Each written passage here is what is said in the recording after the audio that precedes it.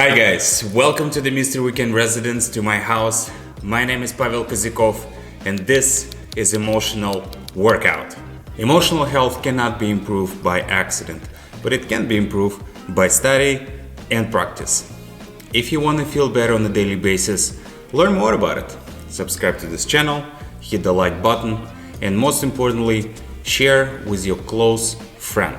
Changing your life is so difficult. Change your mind, change your emotion, change your behavior. It's extremely hard. But why is that so? Do external circumstances change your emotional state? And if they do, to which extent? Are we unique snowflakes? Or maybe there is something that unites all of us, some fundamental principles that connects all of us together. We will talk in this video about these topics, and guys, enjoy. I'm welcoming you. Please learn, study, practice. Let's go. All right, to tell the story, we have to go back a little bit. Exactly 4 years ago, when I was 26 years old, my life was amazing, but not really. Externally, I was living my best life. I just moved in to the Brooklyn, to the Williamsburg, it's area in New York City, and I wanted to be here for so long, and here we go, I got the apartment, I just moved in. I had an amazing breakthrough in my career. I got hired by Nice Ltd. It's a design agency, one of the best design agencies in New York City, and I was working for Samuel Adams, Coca-Cola, Hershey's, Herbal Essences, big brands, and for 26 years old guy, this is a success. So I was very happy about that. Also, I was doing a lot of creative work, which I truly enjoy. I'm a creative guy and I love it. I was so inspired that I opened up my own business. It was a t-shirt company called Mr. Weekend, and the entrepreneurial juice was flowing. I was excited about opening up my own business. And besides all of that, man, I just had a lot of friends and had a lot of fun. I was partying a lot, you know, I was traveling, I had a girlfriend that I liked. The life was amazing, externally. But internally, it was completely different story. So this new job made me anxious because I felt imposter syndrome. I just basically felt like I'm not good enough for this position. I was good, but I felt like I'm not good enough. Also, you know, there was a lot of things going on that I didn't have a control over, and that brought me just a lot of stress. I had this spikes of fear in my chest, like, oh, what if this go wrong? Oh, what if that go wrong? And again, it made me stressing so much that I lost my sleep and I was very exhausted. Super tired every single day. Even though there was a lot of friends around me, but I honestly felt lonely because I couldn't connect with people on a deeper level. I had to play a character. I had to pretend to be someone else so people would enjoy my company, they would like me, they would approve of me. Also, I felt very insecure. I was afraid to be different. I was afraid to be weird. I was afraid to be myself around other people. All my recent achievements, they brought me only temporarily spike of joy when I was bragging about it. But mostly my life was a brutal struggle. You know, I felt like life is unfair to me, and I was secretly jealous to my friends who get it easier. And of course, I was very depressed. Some days were just so dark, so difficult, so hard, and so painful for absolutely no reason. I didn't want to change. I didn't read any books. I didn't want to, address these emotional issues, and I was very close-minded. I perceived any help from outside as a threat on my self-esteem. So internally, I was feeling very unhappy, and I was trying to stuff these feelings and this unhappiness and anxiety and stress. I was trying to stuff it deep inside and just don't look at it, hoping that it will go away on its own. I was projecting my problems on other people, I was blaming the circumstances, I was blaming my life, I was blaming my girlfriend, I was blaming this and that. They should change so I feel better. You made me angry, you made me scared, you made me upset. I was projecting all my problems on other people and circumstances. With close friends, I was trying to express my concerns, and in deep soul-searching conversations, I was mostly complaining. So I was complaining all the time that life is unfair to me and it's very harsh, and why did I deserve that? And yeah, man, I was trying to escape as much as I could. So I would drink a lot, I was party like animal, I was traveling, I would do anything in the world just to escape this weird, fucking painful feelings inside of me. Does it sound familiar to you? Does it sound familiar? If it does, listen up. This is really important. So how come my external life was so amazing and colorful and beautiful, but my internal life was complete train wreck? It's a war. Let me ask you a question. At what extent our external life influence our internal state?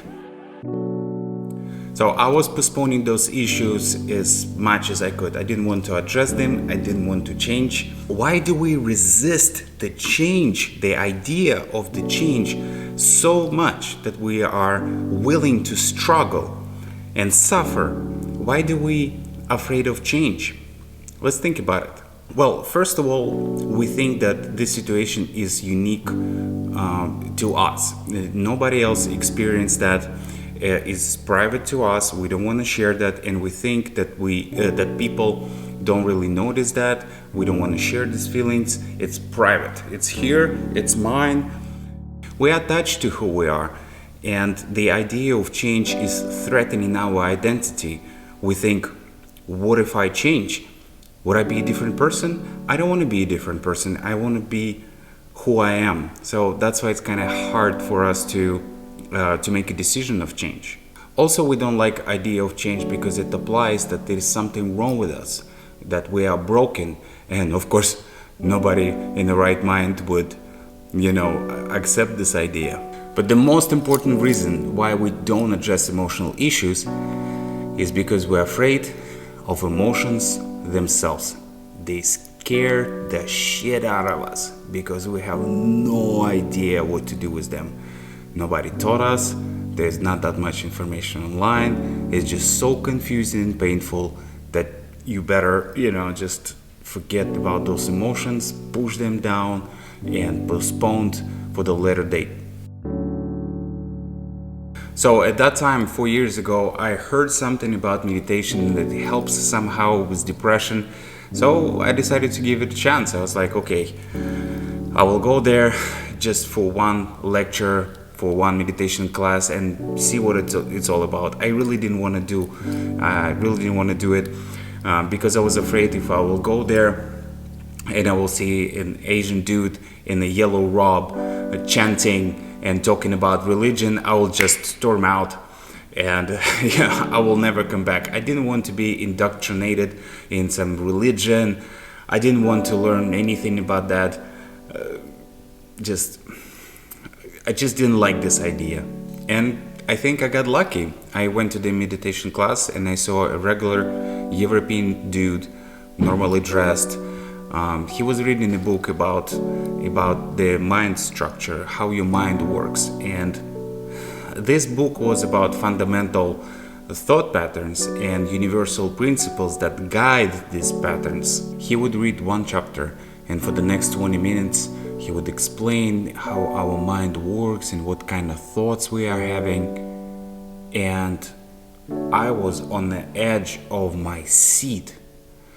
So all these private emotions and thoughts that I had, this deep, dark, struggling and suffering that I couldn't really share with anybody, even with my friends, were suddenly exposed. I felt like he wasn't reading a book.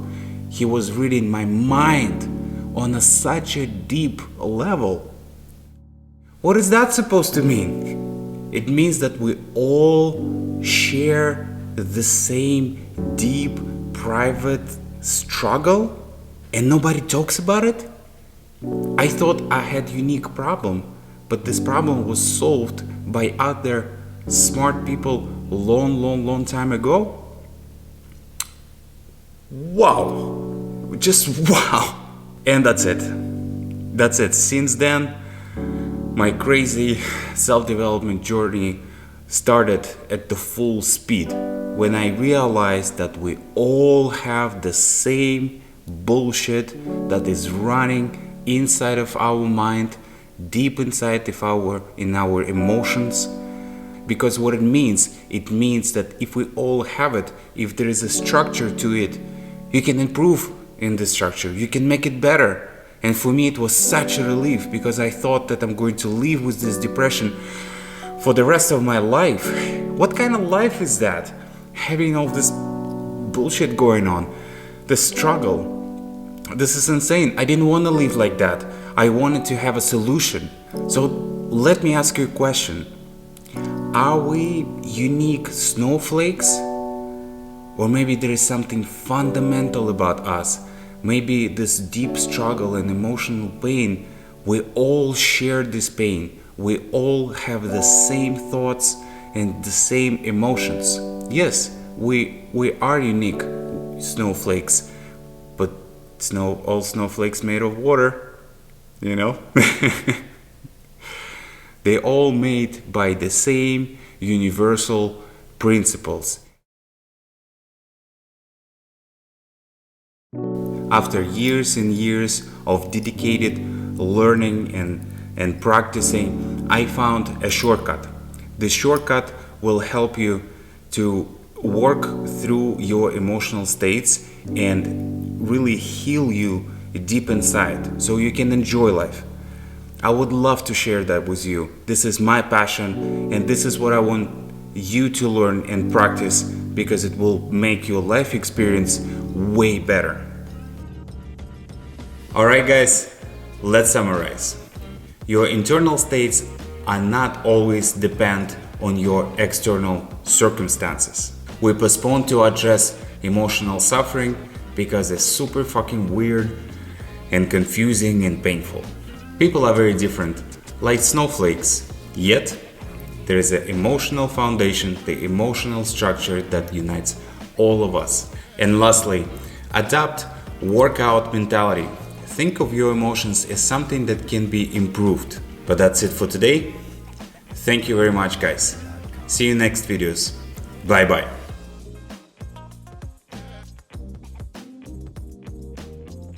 I'm actually very happy that I started to record these videos, because this topic is so dear to my heart. It helped me so much in my life that I really want to share with other people. If I can help even one person, even for a little bit, it's worth, all these videos are worthwhile. Once again, thank you so much. Spread the love. Bye bye.